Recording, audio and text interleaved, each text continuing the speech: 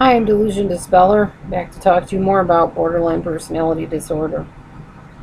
It's very common in BPD for people with this disorder to have suicidal behaviors, or threaten suicide, or that's my cat's fighting over there. Sorry.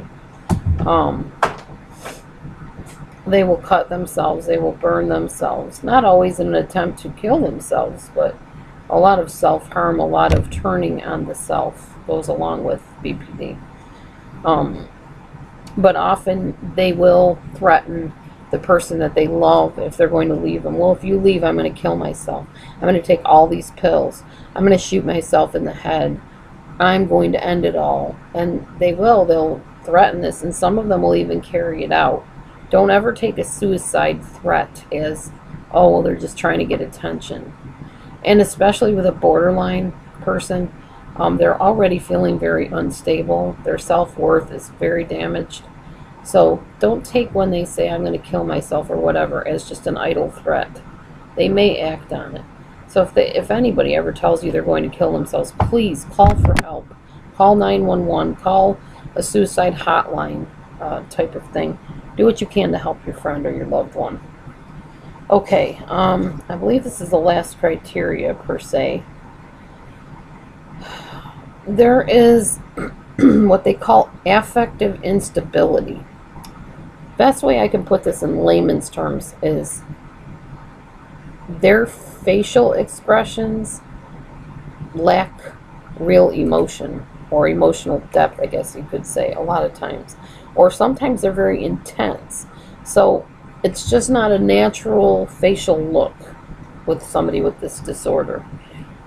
They are very reactive. So they have very intense moods of depression. They call it dysphoria, where you're depressed for a long period of time. They also can be very irritable and anxious for a few hours up to a few days.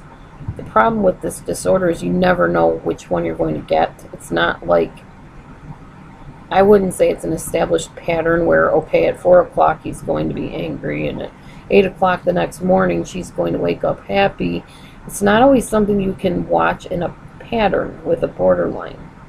Although at times there are patterns, it's just not always a pattern behavior. There are things that trigger borderlines. So the way you look at them, the way you said something, a noise, a sound, a gesture, can set them off to the point where they just explode into a fit of feathers over something you might think is the slightest little thing, but to a borderline it's huge.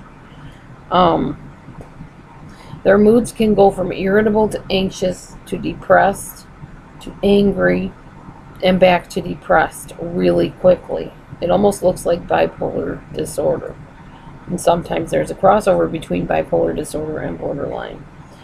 Borderline people have trouble regulating their moods, so that the people around them, since they don't know how they're going to act at any given moment, will walk on eggshells and try not to upset the borderline or not to excite them in some way. They never know, the people that live with a borderline person, they never know what's going to set them off or trigger them. It could be speaking too soon to them before the borderline is ready to really listen about a certain topic. Could be using a wrong tone with them. They're very perceptive, but sometimes falsely perceptive. They think that you're being picky at them when you're not.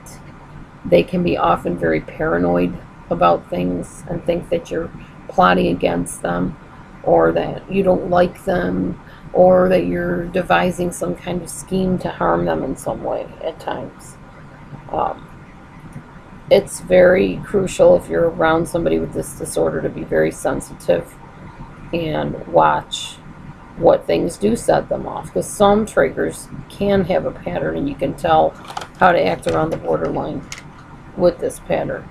The hard thing is finding that balance between the walking on eggshells and keeping from triggering the borderline to living a somewhat stable life in their presence. It's very difficult, and I My heart goes out to you if you have to live with somebody like this, because it's very, very disconcerting. Um, it makes you kind of insecure because you don't know whether you're getting Jekyll or Hyde at the moment. And the happy thing is there is treatment. It's called dialectical behavior therapy. And I suggest you look it up if you know anybody with this disorder, if you can get them to go into therapy. It's a wonderful program. It's DBT, dialectical behavioral therapy, behavior therapy. And they work with people in this DBT to help them establish a firmer understanding and balance in their lives about their emotions and their reactions and how they affect other people's emotions and reactions. And they teach them new ways to cope if they have this disorder. So again, DBT or also cognitive behavioral therapy is really good for helping the borderline person. Anyway, that's just a little bit of brief information about BPD, borderline personality disorder. If you have anything to add and you may have this disorder yourself, please feel free. Type in the comments below. You can write me at delusiondispeller@gmail.com if you want. I also offer sessions for a fee, and I'll discuss that with you in email if you, again, write me at delusiondispeller@gmail.com. Meanwhile, thank you for watching. I am feeling much better. Thank you for all your lovely thoughts and prayers and well wishes and good thoughts and blessings sent my way. And for those of you that have said some really mean stuff about me, I forgive you. I understand. You probably feel pretty bad yourself to be putting somebody down in that way, and my heart goes out to you. You know, people are just people. Some people have evil thoughts and evil intentions and are really evil themselves. And to those people, may God forgive you and may you get restored. But there's some people that are just hurting and they lash out because they're hurting. And I realize that working in customer service, as long as I have now, you can't allow other people to frame your world. Just let it go. Realize that they're wherever they're at. Pray for them and move on. Bless them and send loving wishes their way. Anyways, thanks for watching. I'm going to go for now. Heading out to church shortly. So God bless you, and stay tuned for more when I come up with more ideas. Okay? Bye-bye. Take care of yourselves. See you later.